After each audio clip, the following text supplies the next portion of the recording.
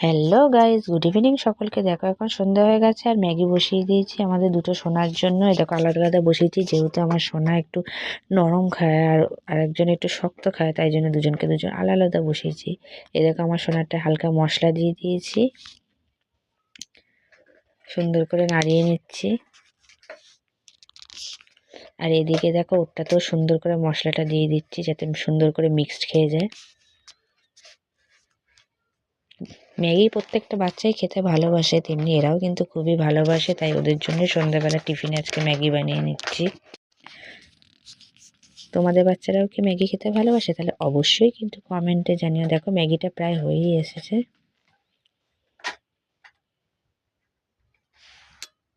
এই দেখো, আর এদিকে বসিয়ে দিয়েছি চায়ের জল। সন্ধ্যাবেলা আমরা সকলে চা খাবো, তাই জন্য চায়ের জল বসিয়ে দিয়েছি।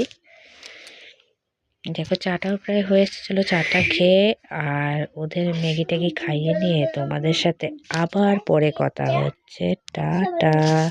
তোমাদের সাথে আবার পরে দেখা হবে নতুন একটা ব্লগ নিয়ে।